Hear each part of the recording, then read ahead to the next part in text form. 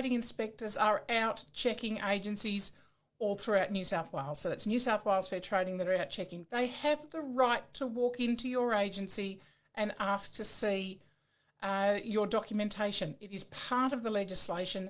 They have that right to walk in.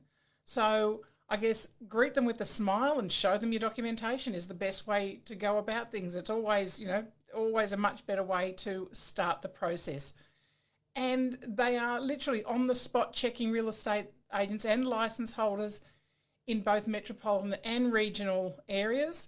They're assessing compliance. They're having a look at, what's happening in the marketplace and making sure that the practices being implemented by agents throughout New South Wales are fair and equitable to consumers. And that's all about, and that transparency issue, because that's what, the base of everything that fair trading or any regulatory body does is about transparency and fair and equitable services to the consumer. So that's what they're looking at.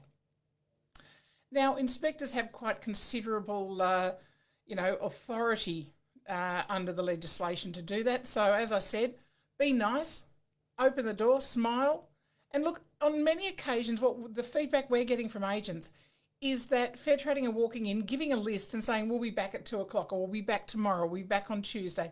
Sometimes if they, it depends on what their routine and what their plan is for the day, they will walk in and say, here's your list, this is what we want to see, and we want to see it now. So it's varying from, how many agents there are in a town to, how many agents there are on the strip, on the main road where your business is. So obviously they're targeting areas of legislative concern, and they're looking for compliance and non-compliance. They've been very open about what they're looking for. They're looking for your business signage. So what's on your front door? Section 29 of the Act, really clear about that. They're looking for the licensing status of all your individual agents and also of your corporation, and making sure that that's all in place. Your CPD. They have issued fines totaling over $69,000 so far.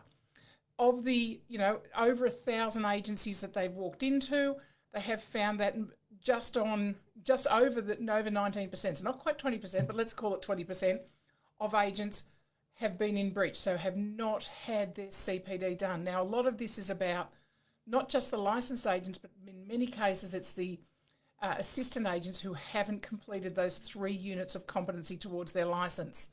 There's a lot of people, we get the feedback all the time, oh no, but assistant agents don't need to do any CPD. They do. It's just different from what the licensed agents need to do. Okay, remembering that your CPD year runs from the 23rd of March each year to the 22nd of March the next year. So it's not connected to your licence renewal, and they're looking at that.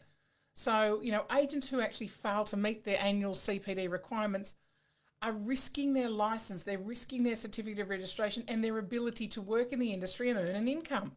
And then likewise, licensees in charge who fail to actually supervise the requirements relating to the licensing and certificate CPD requirements are also putting themselves and their staff at risk with their ability to hold licenses and certificates, because they should be supervising what's going on. So that's just one of the things that they're checking as they walk through the door.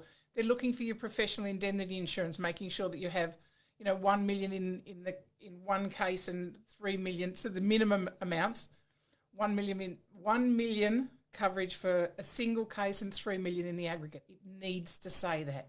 So it can be more, but it certainly cannot be less. And it must have the single and the aggregate. They're looking for trust account records or your audit records for the preceding year. Now remember, if you have 2 trust accounts, a sales trust account and a property management account, which you must have if you're running sales and property management, then you should have 2 audit reports. Have them ready. So they'll look at some sales files, and they're obviously looking for potential underquoting. They're looking for, have you got your identity checklists in there? So not just getting some photo ID from somebody, but also getting some additional secondary forms of identification and also some proof of ownership of the property. So, that's really important that that's in your files as well. So making sure that your files are in order. So, and that you are complying with the requirements of the supervision guidelines. And they want to look at, the last 2 months worth of bank reconciliation. So making sure again that you are, you are looking at what's happening within your organisation and you're making sure that your trust accounts are compliant. So, they're looking at CMAs, they're looking at how you interact with your vendors and your landlords.